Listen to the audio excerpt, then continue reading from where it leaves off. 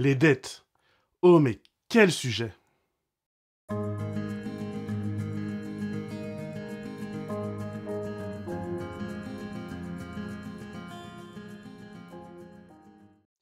Bienvenue dans cette émission Croître en Christ.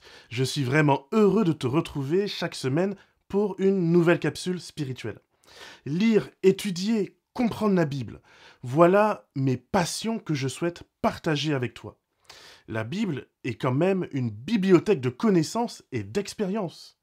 Et ce que j'aime vraiment beaucoup avec ce livre, et particulièrement dans cette bibliothèque on retrouve celui des Proverbes, c'est qu'il fait partie d'une collection spéciale. Cette collection contient ces quelques livres comme les Psaumes ou encore l'Ecclésiaste et le Cantique des Cantiques. Ces livres, on les appelle les écrits de sagesse, et ils représentent la connaissance que les humains qui marchent avec Dieu ont acquis. Ils renferment le témoignage et l'expérience humaine de la vie humaine au contact du Seigneur. Ces livres, comme les psaumes, nous enseignent à louer Dieu, à le prier, à le remercier, mais aussi à déverser les douleurs de nos cœurs auprès de Dieu. Les psaumes contiennent les cris de détresse adressés à Dieu. On y retrouve également de la colère, une grande colère face aux injustices de ce monde. Le Cantique des Cantiques, lui, contient le chant des chants, celui de l'amour bien sûr. Un amour en quête d'identité, de liberté et surtout d'authenticité. L'Ecclésiaste, lui, raconte les conclusions d'un personnage important. Salomon y raconte ses observations et il va philosopher sur le but de la vie. Mais les Proverbes, voilà un livre bien particulier. Cet ouvrage regroupe la sagesse antique et se veut un livre d'enseignement et de formation pour les jeunes de l'époque. C'est un peu comme un manuel scolaire. Mais contrairement à ceux d'aujourd'hui qui contiennent des problèmes auxquels on a pas mal de mal à résoudre, comme quoi il nous prépare bien à notre vie d'adulte. Enfin bref.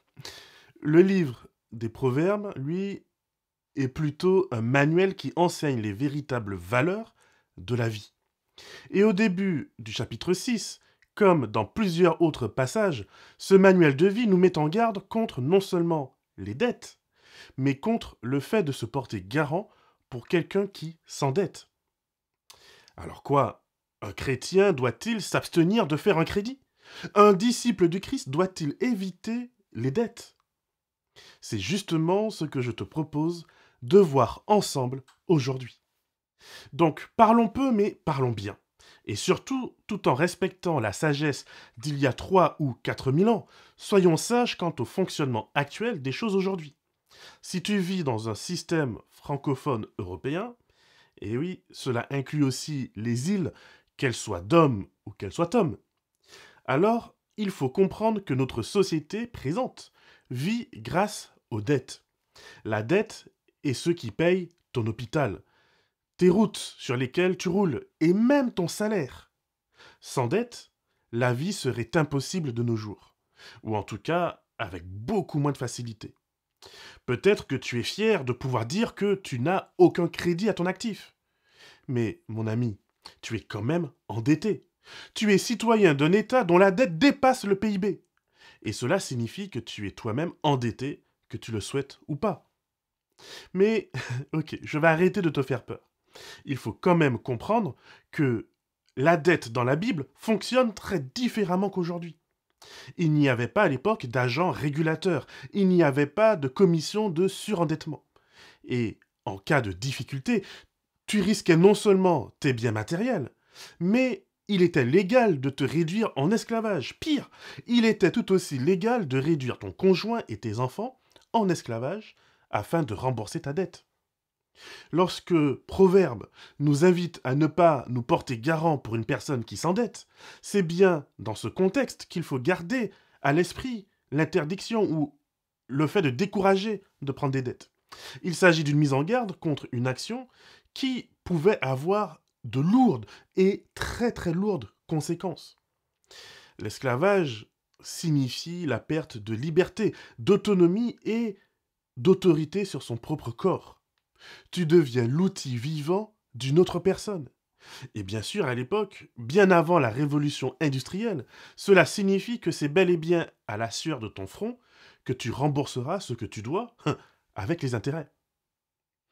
Alors en réalité, beaucoup ne quittaient jamais l'esclavage, si ce n'est pour la grâce du jubilé. Ce système a été institué par Dieu afin de permettre à une personne de retrouver sa liberté. Le jubilé, c'est l'effacement de toutes les dettes et la restitution de tous les héritages. C'est vraiment un moyen génial de redistribuer les cartes au moins une fois par génération et de s'assurer que les riches ne deviennent pas toujours plus riches. Alors bien sûr, et malheureusement, à l'époque comme aujourd'hui, des personnes trouvaient toujours le moyen de contourner la loi, de contourner la règle, voire de carrément la mépriser. Mais Dieu, dans sa bonté, a institué un système de libération automatique permettant de limiter les effets de cette perte de liberté. Cependant, le livre des Proverbes nous invite, malgré tout, à nous écarter des dettes ou d'être le garant d'une dette. Mais puisque, comme je l'ai dit, il est aujourd'hui quasi impossible de ne pas contracter de dette, alors permets-moi au moins de t'expliquer comment je comprends notre rapport à la dette. Parce que oui, tôt ou tard, que ce soit pour acheter une maison ou que ce soit pour acheter une voiture, voire dans certains cas pour un mariage, pour la naissance d'un enfant ou pour quoi que ce soit d'autre qui te tient à cœur ou qui soit important. La question de la dette va tôt ou tard venir frapper à ta porte. D'ailleurs, la réalité, c'est que toutes les dettes ne sont pas forcément monétaires. Mais bon, ça, je ne vais pas forcément entrer dans les détails aujourd'hui. Il suffit simplement de dire que nos liens sociaux sont souvent basés sur un système très discret, certes, mais réel de dettes de petits services rendus. Je t'aide ici, et demain, tu m'aideras là-bas. Et si tu ne me renvoies pas l'ascenseur, je te rappellerai que je t'ai bien aidé dans le passé, et que je m'attends à ce que tu me rendes ma dette. Cela peut être aussi simple que de passer du sel au voisin, ou encore d'aider le fils d'un ami à trouver un stage. Bref, la liste peut être bien longue. Mais revenons aux dettes financières. Je considère, comme beaucoup d'économistes, qu'il y a de bonnes dettes et il y a de mauvaises dettes. Et oui, savais-tu qu'il existait de bonnes dettes? Pourtant oui. Mais au fait, qu'est-ce qu'une dette? Alors c'est vrai que pour beaucoup, c'est juste un moyen de doper la consommation en séduisant les moins prudents à faire des crédits irresponsables dans l'espoir d'apparaître plus riche que l'on est vraiment. Mais bien utilisé, la dette est un levier. C'est-à-dire que c'est un outil qui te permet de lever plus lourd que tu ne le pourrais tout seul ou toute seule. Je m'explique. Un crédit, une dette, te permet d'acheter quelque chose que tu ne pourrais pas acquérir tout de suite. Si je prends le cas d'une maison, il te faudrait 25 ans pour te permettre d'acheter une maison. Or, pendant que tu économises durant ces 25 années, tu as en plus un loyer à payer. Donc, en faisant un crédit pour acheter ta maison, en réalité, c'est ta banque qui achète et tu deviens le locataire de ton banquier. La grande différence, c'est qu'au bout des 25 ans, une fois le capital remboursé et les intérêts payés, ton banquier te transfère ta maison. Le banquier a donc servi d'intermédiaire, ou, en économie, on parle de levier. Il t'a permis d'acquérir un bien que tu n'aurais sans doute jamais pu acquérir sans lui, tout seul. Mais, du coup, était-ce une bonne dette? Eh bien, cela dépend. Pour le savoir, il faut définir ce qu'est une bonne dette. Une bonne dette est un crédit, dont l'effet de levier te permet de te rapporter plus d'argent. C'est-à-dire qu'un bon crédit te fait gagner de l'argent, alors qu'un mauvais crédit te fait perdre de l'argent. Si donc je reviens à l'exemple de ma maison. Si j'achète une maison à crédit à 100 000 euros et que mon crédit court sur 25 ans, cela me revient sans les intérêts grosso modo à 300 euros par mois. Ces 300 euros représentent mon loyer, ce qui honnêtement n'est pas si mal, pas vrai? Mais Bon, pour être franc, je pense qu'à ce prix, c'est plus un T2 voire un T1 qu'on achète. Mais passons. Ça reste un exemple, on est d'accord. Donc, si j'ai une maison pour 100 000 euros, si dans 25 ans, en comptant mon loyer de 300 euros plus les travaux d'entretien et de réparation, la maison vaut maintenant 300 000 euros. Alors en effet, j'ai fait une belle affaire. J'ai payé 100 000 euros, mais au bout de 25 ans, mon bien a pris de la valeur. Et si je devais le revendre, je ferais un gain net de 200 000 euros. Bien sûr, on l'a dit, hein, moins les coûts d'entretien. Mais admettons que ceci soit négligeable pour notre exemple. Par contre, si au bout de 25 ans, mon bien vaut 70 000 euros, alors j'ai fait un mauvais crédit. Je ne sais pas si tu comprends bien le principe. Je vais prendre un autre exemple. J'achète à crédit un téléphone à 1400 euros. Waouh! Un téléphone au prix d'un SMIC. C'est incroyablement cher, n'est-ce pas? Et pour la plupart des gens, c'est totalement vrai. Un tel achat n'est sans doute pas très raisonnable. Encore plus acheté à crédit. Une fois acheté, en sortant du magasin et en retirant l'emballage de ton téléphone, il ne vaut déjà plus les 400 000 euros à la revente.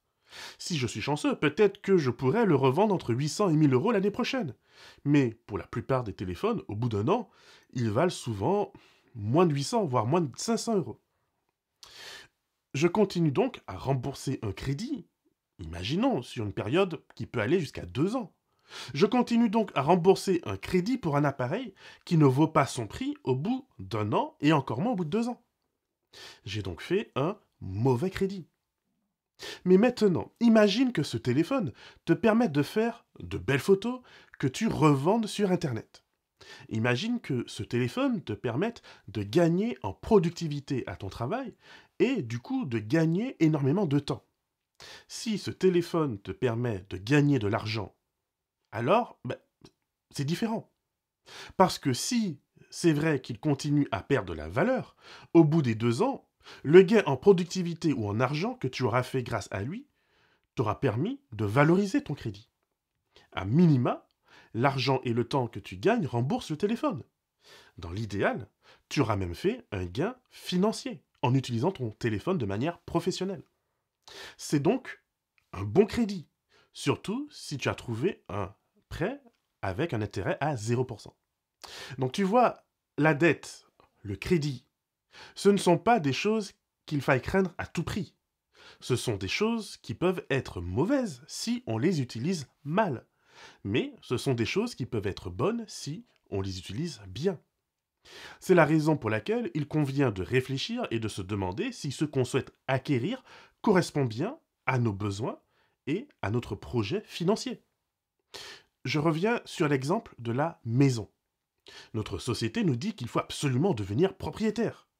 Alors, oui, peut-être, mais ce qu'on ne nous dit pas, c'est que le marché immobilier, particulièrement en ce moment, est complètement surcoté. Cela signifie que les gens achètent des biens à un prix bien au-dessus de leur valeur réelle. Il y a donc de grandes chances pour que, lorsque cette bulle éclate, malheureusement, il y ait beaucoup de pleurs. J'ajoute à cela que l'accent est placé sur l'acquisition d'une résidence principale.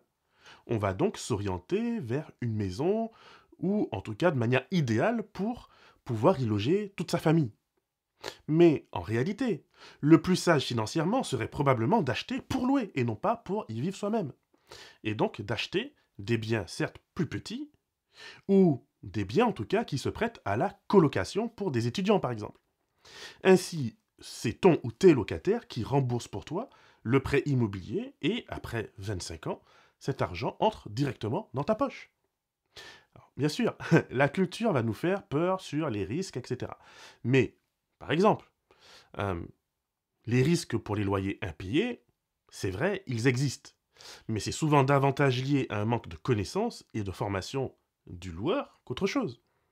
Donc, dans ce cas de maison, acheter un bien surcoté et y placer chaque mois une bonne partie de son argent, de ses économies, c'est quand même moyen.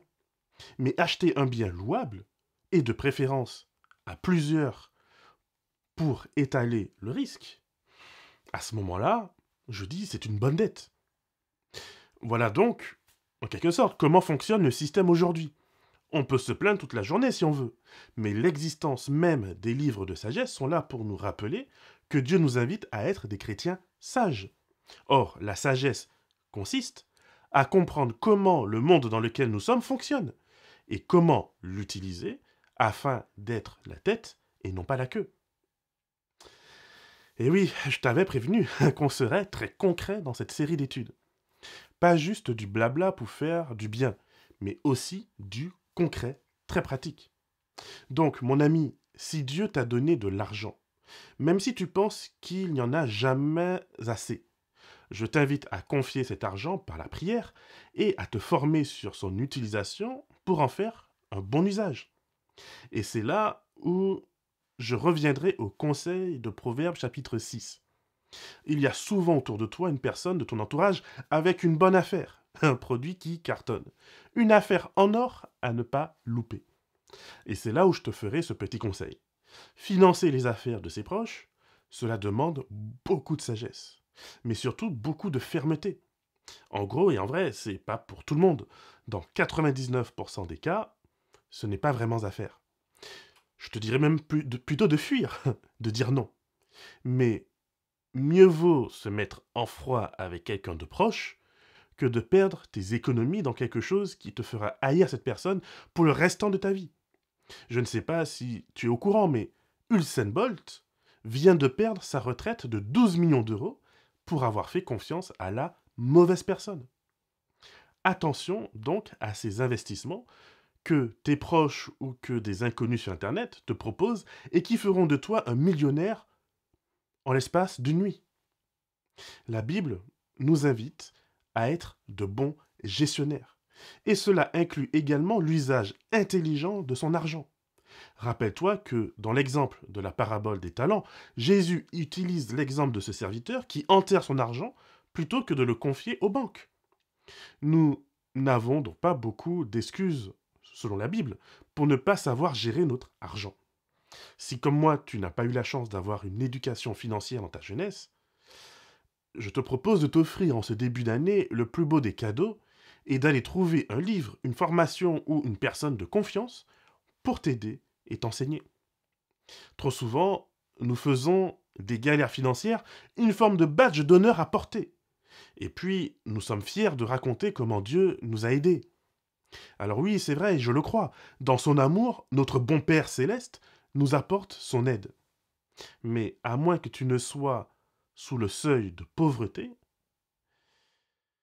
et je sais que ce que je vais te dire va te sembler difficile, mais mon ami, tu n'as pas beaucoup de raisons d'être dans ce cercle non vertueux de galère. Il y a autour de toi des pays où les gens meurent littéralement de faim, y compris celles et ceux qui travaillent très dur. Donc si en 2023, tu ne sais pas gérer tes dettes, alors mon conseil, c'est certes pris, mais surtout apprends. Et soyons francs, éloigne-toi des personnes qui aiment dire des bêtises, déclarer des bêtises. Les fameux «Oh, je déclare qu'en 2023, tu connaîtras l'abondance. Oh, je déclare autorité sur tes finances.» Franchement, si tu ne travailles pas, si tu ne gères pas, si tu ne développes pas ta sagesse financière, tu ne déclareras rien du tout. Il ne se passera rien du tout que ce dont tu as déjà l'habitude, les galères. Car oui, il existe de mauvaises habitudes financières qui nous gardent dans la pauvreté. Et il existe de bonnes habitudes qui nous aident à en sortir. Alors c'est vrai, il existe des situations particulières, mais la personne qui a la sagesse sortira de cette pauvreté. En tout cas, elle saura gérer correctement ses dettes. Donc, si je devais actualiser ces versets de Proverbe 6, je te dirais de ne pas faire de mauvaises dettes. Et surtout, n'investis pas dans les affaires de ton ami qui a toujours de bons plans, mais qui est toujours en galère. Contrairement à ce qu'on entend de plus en plus en ce moment, oui, le travail continue à payer encore aujourd'hui. Parce que le plus important, c'est de développer une éthique du travail, une sagesse du travail, qui fait de toi quelqu'un de confiance, quelqu'un de sage et de persévérant. Et je peux te dire une chose de mon expérience véritable, c'est que même la personne la plus raciste, elle va t'embaucher si tu lui rapportes de l'argent. C'était le cas de Joseph, par exemple. Même esclave, il a su prospérer. En prison, il a su prospérer. Et bien sûr, devenu ministre, il a fait de grandes choses. Très souvent, il y a des gens qui travaillent dur, mais qui travaillent sans sagesse. Après, on dit, bah oui, bah, le travail ne paye pas. Ben bon, forcément.